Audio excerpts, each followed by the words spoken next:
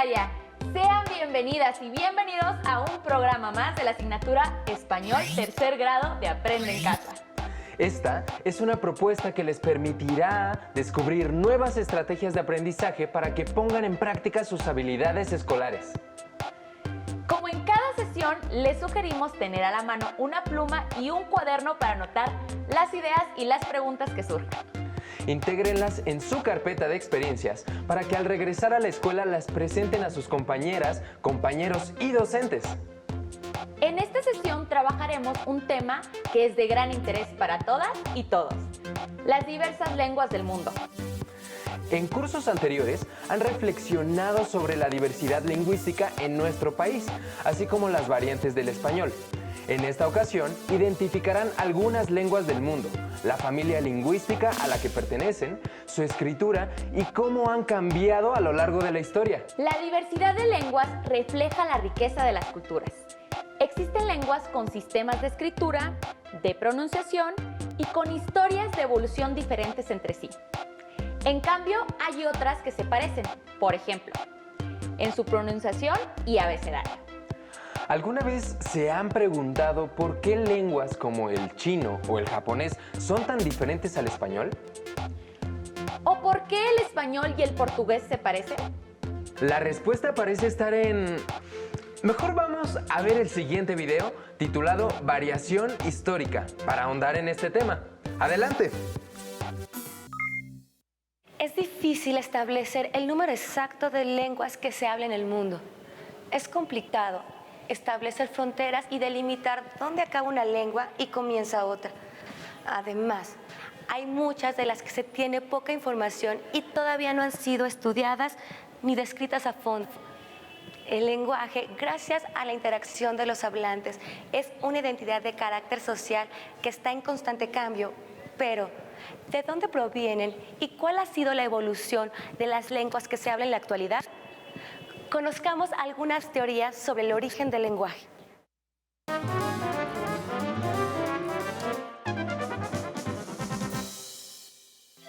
Babilonia fue una ciudad poderosa ubicada a 80 kilómetros al sur de Bagdad. En los terrenos del templo de Marduk, su principal dios, se encontraba la Torre de Babel, una construcción de 100 metros de altura constituida por 7 pirámides escalonadas. Según un relato bíblico, los babilonios pretendían alcanzar el cielo con su torre. Yahvé, el dios hebreo, consideró arrogante este proyecto y castigó a los constructores, imponiéndoles diversas lenguas que les impidieron comunicarse entre sí. El nombre de Babel proviene del hebreo Balal, que significa confundir. Para los hebreos, su lengua era la original y única del hombre, desde la creación del mundo hasta la confusión entre las personas que construían la Torre de Babel. Otra hipótesis explica que las lenguas surgieron de una sola, hablada por el Homo sapiens sapiens, que apareció hace 130.000 años en una pequeña zona del centro-sur de África. Según la hipótesis, a partir de un lento proceso de migraciones, la manera de hablar de cada pequeño grupo se fue diferenciando hasta que se formaron las diversas lenguas. Esta hipótesis también supone que, en vez de una lengua primigenia, aparecieron en diferentes zonas geográficas varias lenguas que no tuvieron ninguna relación entre sí. Una hipótesis diferente es la que representa la gramática universal, para la cual las coincidencias entre las lenguas tienen su origen en el cerebro humano, el cual posee un programa que almacena todas las combinaciones de palabras que pueden producirse en los diferentes idiomas a partir de un mismo patrón. En esta teoría se apoya el hecho de que los niños pueden aprender varios idiomas con mayor facilidad que los adultos al no estar limitados por las características de una lengua particular. Ahora me queda más claro. El origen de las lenguas está íntimamente relacionado con la historia del hombre y su interacción social. El estudio del lenguaje es interesante. Imagínense poder explicar cómo han evolucionado las lenguas desde el origen del hombre hasta nuestros días. Los lingüistas, al notar semejanzas entre palabras de diferentes lenguas, empezaron a investigar sobre los antepasados de los pueblos que las usaban, encontrando que originalmente vivían en las mismas regiones y con el paso del tiempo se separaron y modificaron su lengua. ¿Qué tal si vamos a conocer cómo se agrupan las lenguas según su origen?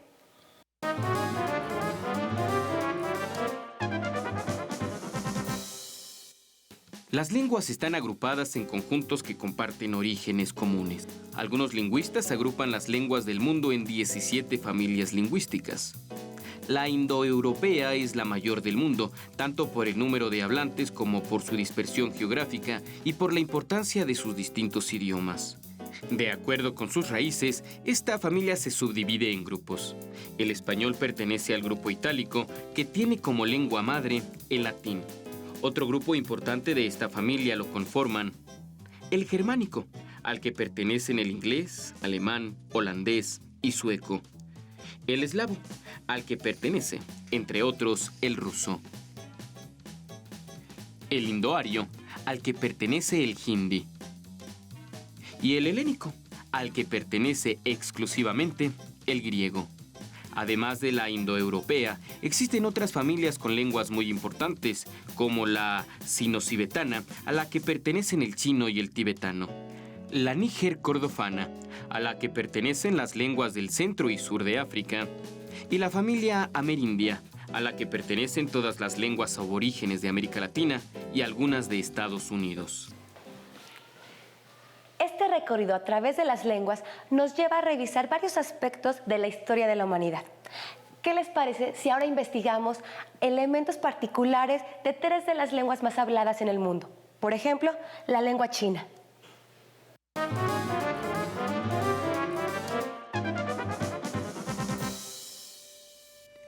La lengua china se caracteriza por su diversidad interna. Existen diferentes formas de hablarla dependiendo de la región. Sin embargo, lo que le da unidad es la lengua escrita, normada por el chino mandarín, idioma oficial de la República Popular de China. La gramática del chino es muy sencilla, pero su complejidad está en la caligrafía, que está considerada como un arte. La lengua escrita posee alrededor de 40.000 caracteres, por lo que es muy difícil aprenderla perfectamente. Un ejemplo de cómo ha evolucionado la escritura es este pictograma que representa al hombre. Al inicio se representaba al hombre de perfil para enfatizar la principal característica humana, su posición erguida.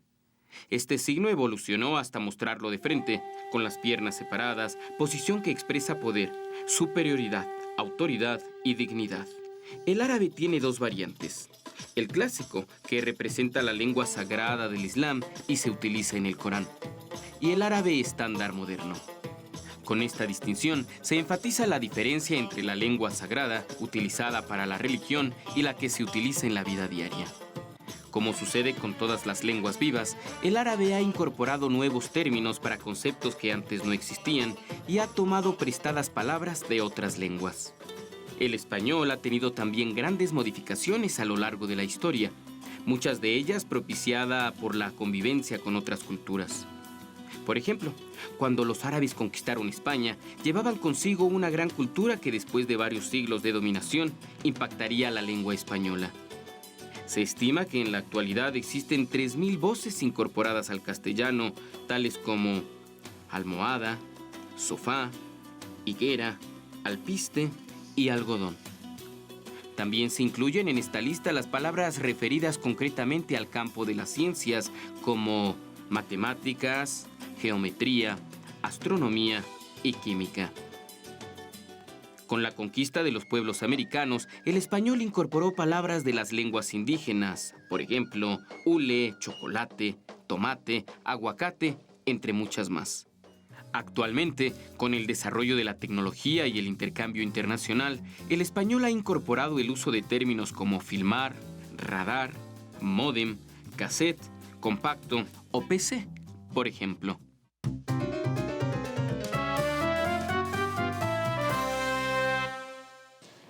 ¿Ustedes creen que podemos cambiar el lenguaje a nuestro antojo e inventar palabras nuevas para todo lo que se nos ocurra?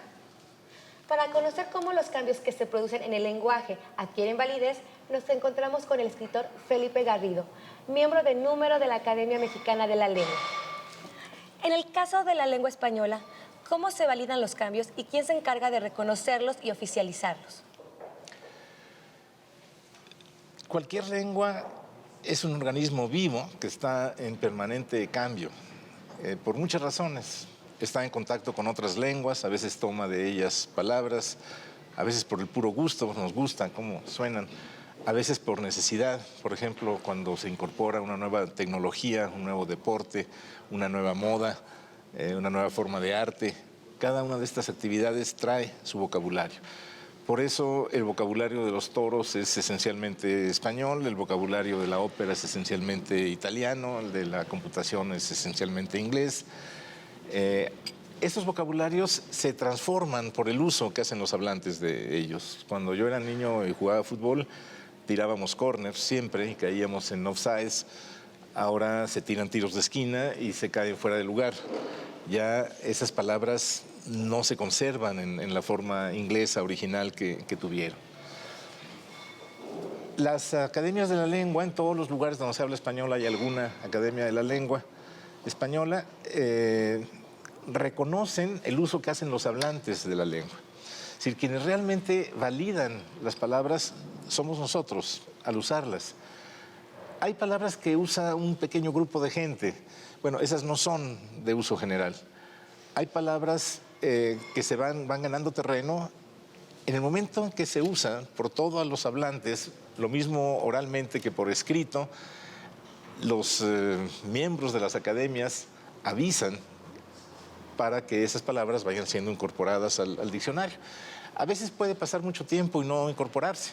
Una palabra que no está en el diccionario de la Real Academia Española, que es el diccionario de las academias, es, por ejemplo, desafortunado, aunque sea nuestra forma habitual de decirlo en México. En el diccionario dice infortunado, que casi nunca usamos. Aquí decimos infortunio, pero no infortunado.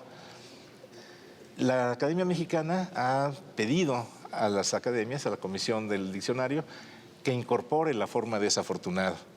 Y probablemente en la próxima edición del diccionario venga ya. Hay una versión actualizada del diccionario en línea, una versión digital. Ahí los cambios se pueden incorporar más rápidamente y cuando se haga la impresión en papel ya vendrá puesta ahí, ¿no? En el diccionario del español de las academias, lo que se recoge es el lenguaje de uso general. Además de ese lenguaje de uso general, cada especialidad tiene su propia jerga, su propio vocabulario, su propia manera de hablar. Entonces, por eso existen diccionarios de medicina o de comunicación o de ingeniería o de filosofía o de religión. Es decir, hay diccionarios de muchas especialidades que recogen palabras que no están en el diccionario general o bien significados de palabras que no están en el diccionario general, ¿no? Pero quienes realmente van haciendo cambiar la lengua y le van dando validez son los hablantes. Lo que la Academia Mexicana de la Lengua hace con todos sus correspondientes en distintos lugares del país es registrar los usos que se le dan al español en México, ¿no? La Academia no autoriza, la Academia reconoce lo que los hablantes usan. Es distinto en el caso de la ortografía, donde las academias sí dictan normas que son propias al español en todos los lugares donde se habla. Y yo creo que ese es un valor que tenemos que defender, que podamos seguirnos entendiendo con los otros 21 países donde se habla español en la lengua con la que nacemos. Una lengua que en el caso de México comparte el territorio con todas las lenguas indígenas, pero sirve a todos los hablantes, incluso los de las lenguas indígenas, como una forma de comunicación entre los mexicanos. Muchísimas gracias. Al contrario, muchas gracias por invitarme. Nosotros continuamos. Es un hecho que las lenguas se encuentran en constante cambio y somos los hablantes quienes, con el uso diario, las adaptamos y transformamos según nuestras necesidades. Imagínense todo lo que van a poder decir las generaciones futuras para caracterizar el lenguaje de este siglo que empieza. Espero que lo que hemos visto en este programa les ayude a tener un panorama más amplio sobre la diversidad lingüística en el mundo. Hasta la próxima. Como pudieron observar, el origen de las lenguas está relacionado con la historia de la humanidad y las interacciones sociales. El estudio de su evolución ha llevado a los lingüistas, quienes son los especialistas en el estudio del lenguaje, a proponer que las lenguas se agrupen en familias. Lo que explica por qué hay unas que se parecen entre sí y otras que son tan distintas. Sorprendente, ¿verdad? Además, a lo largo de la historia, las lenguas se van nutriendo de otras, por lo que siempre están en constante cambio. ¿El español a qué familia pertenece? ¿Sus palabras guardan la historia de su origen? ¿Saben cuál es la etimología de algunas palabras? El español proviene del latín, la lengua que se hablaba en la antigua Roma y que fue llevada por la península ibérica durante la expansión del Imperio Romano. Por eso, a todas las que provienen del mismo origen se les llama lenguas romances, como el francés, el italiano, el portugués o el catalán. En la historia del español, el contacto con otras culturas y lenguas ha enriquecido nuestra historia. Y las palabras guardan esta historia. El siguiente video nos ofrece un pequeño panorama de la historia de algunas palabras en español y el origen de su significado. Veámoslo, corre video. Así como nacen las flores, los humanos y los animales, así también fueron naciendo las palabras. Hubo un tiempo en el que las cosas, las ideas o las acciones no tenían nombre. Algunas palabras tienen significados increíbles. La etimología es el estudio del origen de las palabras. Una etimología te hace desarmar la palabra para ver de qué está hecha. Por ejemplo, elegante. Del latín eligere. Elegante, el que sabe elegir. Una buena elección es una manera de demostrar tu educación. Papalote. De náhuatl, papalotl. Mariposa. Las mariposas cuando vuelan parecen papalotes. ¿A poco no? Cementerio. Del griego koimó, dormir. Iterio, lugar. Cementerio. Dormitorio de los muertos. Shh. Sarcófago. Del griego sarkos, carne. Y fagein, comer. Sarcófago. El comedor de carne. Uy. Microbio. Del griego micros, micro. Y bios, vida. Microbio. Vida microscópica. Por eso no los ves. Estupendo y estúpido son dos adjetivos ligados al verbo stupere, del latín que quiere decir estar o quedar inmovilizado. Sacrificio, del latín sacro, sagrado, y facere, hacer. Hacer sagradas las cosas, honrarlas, ofrecerlas. Ortografía, del griego ortos, correcto, y grafos, escribir, dibujar, grabar. Parte de la gramática que dicta las reglas para escribir adecuadamente una lengua. Fotografía, del griego fotos, luz y grafos, escribir, dibujar, grabar. Dibujar, grabar con luz. Saber qué dices cuando dices, dice mucho de ti. Como vieron en el video, la etimología es el estudio del origen de las palabras. En el español, varias de ellas se han formado a partir del latín, del griego o del náhuatl. Conocer la etimología de las palabras nos permite saber su historia, incluso entender por qué la palabra se escribe con cierta letra o por qué se acentúa. Así es, cada lengua del mundo guarda parte de su historia en su escritura y la formación de palabras. Si quieren ahondar en la historia de las lenguas, les recomendamos leer el libro 5000 años de palabras de Carlos Prieto, publicado por el Fondo de Cultura Económica. Ahora que tienen un panorama sobre las lenguas que se hablan en el mundo, les proponemos escribir y responder las siguientes preguntas.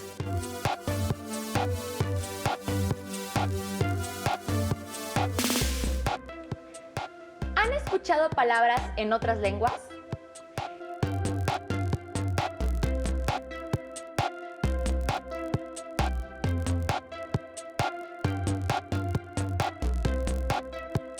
¿Qué semejanzas y diferencias tienen con el español en la pronunciación?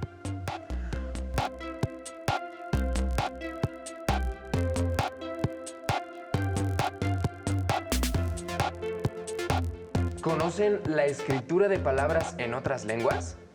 ¿Cómo se escriben?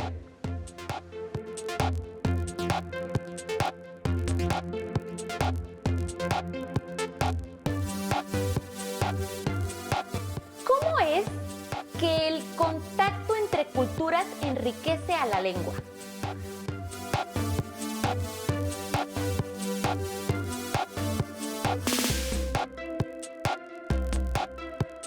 ¿De qué manera conocer la etimología de una palabra enriquece el vocabulario?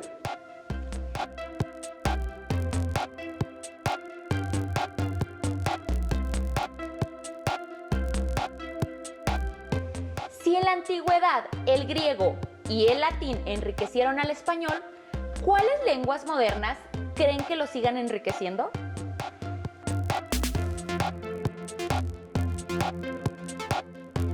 Elaboren notas donde registren sus respuestas y formulen las preguntas a sus familiares y conocidos para enriquecerlas.